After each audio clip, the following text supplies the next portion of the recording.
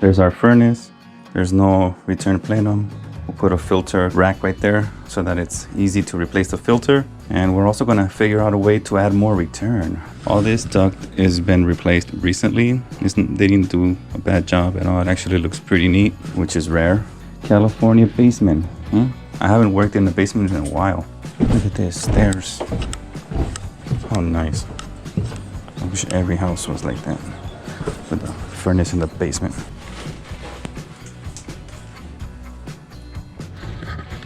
Check this out. They kind of had no choice because the drain line goes right through there. Alright, so I have this all figured out, more or less. That's gonna stay there. We're gonna reconnect that supply. This supply we're gonna reconnect. This is a return. It used to come out through here and it was really kinked. So we fixed that by just rerouting it. And now we're gonna run our new vent pipe through that old vent pipe hole right there that I found. And right here, you can see the spotter back there. Maybe not. But the spotter is back there. I'm gonna cut the return over there. It's gonna be a 14. It's gonna be a 14 by 24, and the duct's gonna connect to it. It's gonna be a little bit ovaled, and then it's gonna come through here. I think all I can squeeze in through here is probably a 12. That's gonna be a win because right now we just have this really ovaled 14 right here that they ran up through the wall. They just basically cut the wall. You can see right there where they chopped that off, that floor joist. The wall is right there. So I think they just cut open the floor joist. I think they just cut that and then they just connected this. So this is not, you know, really giving you 14 inches of return air. Alright, so I'm here getting ready to make my cut. There's my spotter. I just wanted to show you real quick what a joke of a return this is. Well, at least it's sealed. Not as bad as I thought it was, but still, it's pretty squashed. And they used more than the wall. There must be like a cavity right here. Alright, so I marked my hole right there, getting ready to cut. For this cut, I decided to use my circular saw.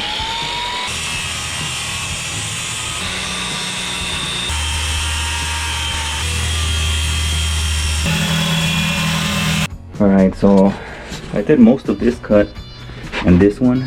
I just plunged the skill saw so that I can do the cut with this blade. So I'll finish it off with this one, and then I'm using this, you know, more fine teeth so that it doesn't lift and splinter the wood too much. So there you go, the hole has been cut. So here we have it. We have a, oh yeah, this is a 12-inch supply duct, 14-inch return duct, 14-inch supply duct. And now we're gonna have a new 12-inch. I think that's the most I can squeeze into there. So I'm gonna run a 12-inch return duct there. So it's gonna be these two return ducts, which is gonna be a much better airflow. Yeah. All right, so I got my furnace upside down right now because I'm gonna seal this, the bottom part. I'm gonna seal it with duct sealer and leave it overnight. I already put the filter rack. There you have it, all sealed. So tomorrow this will be dry. Probably focus on running that vent pipe before I even put the furnace in there. I almost forgot. So vent pipe and then slide the furnace in there. So there is the return grill that was gonna go over there. Here's a return can. Here's my vent pipe.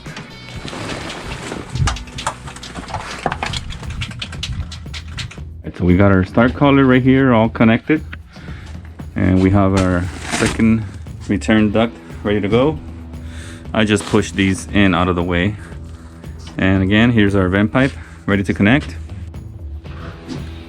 All right, so I put some of that insulation jacket over that yellow wrap. I put yellow wrap right there.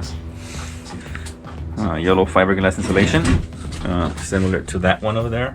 But I covered it with a yellow jacket because it's very tight here. So our filter is here. Let me see if I have light left in my flashlight. So the filter is in there, and I didn't want them to be rubbing the yellow wrap and getting it all over themselves. So So there you go. Then we put a new start color on that. We're ready to connect that behind. And then this one, existing supply also, it's gonna be in the front. We got that supply connected in the back. I know the duct looks a little ugly, but it's intact. We got our 14-inch return right there. That's a 12 back there. And then this is a 12 and a 14 in the back. Then I'm gonna connect my vent pipe, which is right there. Then I'm gonna put my plug probably right here. This plug that's right there. So here we got all the copper finished.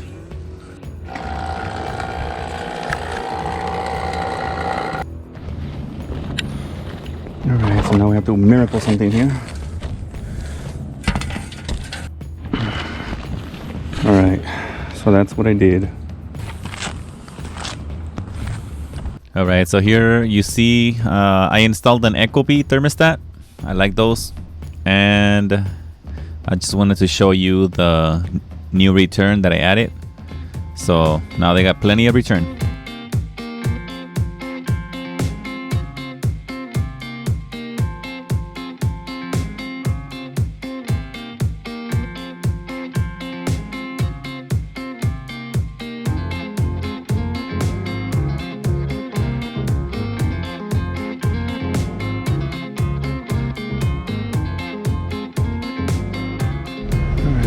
We have all the trash out.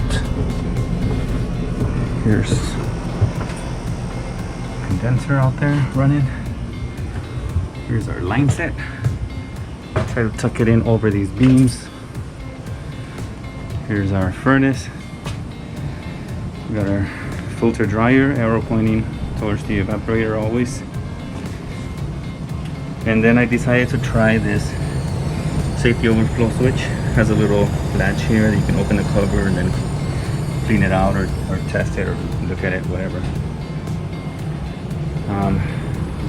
Put my union here for easy maintenance. There's a trap for that furnace, condensate trap.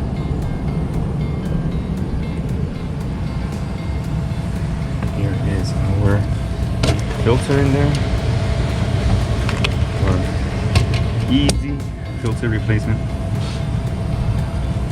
Okay, so there's the new return in the back. This is the existing one. Our vent pipe, it goes out and then up through a shaft all the way through the roof. But that's it. I did put the plug right there.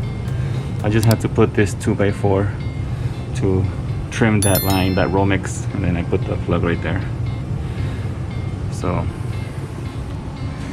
now, before it was right here with some angle metal. I think that looks much better. So let me know what you think. This is a 3-ton unit, that's why I only came in through the one side with the returns. And see you in the next one.